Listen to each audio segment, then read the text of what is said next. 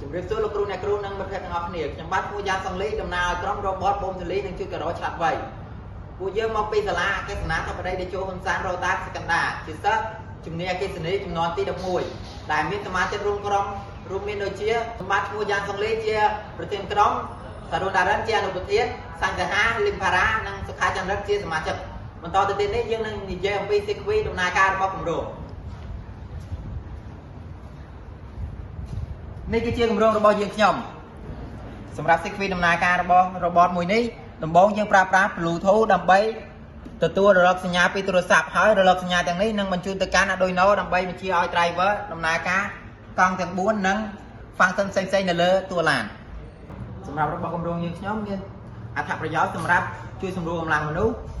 ងាយស្រួលក្នុងការប្រើប្រាស់និងជួយថែរក្សាបរិស្ថានផងដែរបន្ទាប់ទៅទៀតនេះយើងនឹងធ្វើការតេស្តដំណើរការរបស់គម្រោងមួយនេះ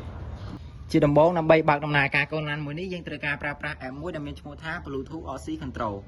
ដែលដំឡើងនៅលើ Play Store បន្ទាប់មកយើងចុចបើកដំណើរការ app បន្តមកទៀតយើងចុចនៅលើរូប setting ហើយយើងយកពាក្យ connect to car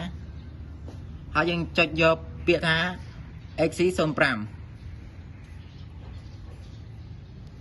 រងចាំបន្តិចដើម្បីឲ្យវាភ្ជាប់ទៅកាន់កូនឡាននៅពេលដែលវាភ្ជាប់ហើយនៅខាងលើនេះគឺជា function នីមួយៗដែលយើងប្រើប្រាស់នៅលើតួឡាន function ទី1យើងប្រើប្រាស់ដើម្បី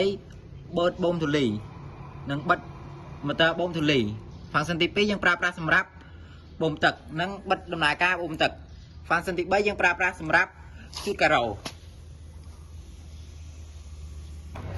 សម្រាប់ខាងក្រោមនេះគឺជា function សម្រាប់បើកដំណើរការកូនឡាន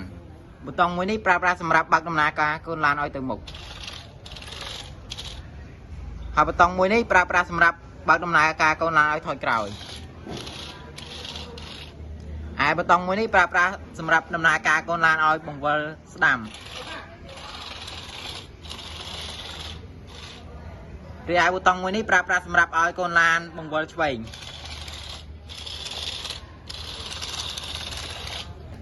បន្តទៅទៀតនេះយើងនឹងធ្វើការតេស្ត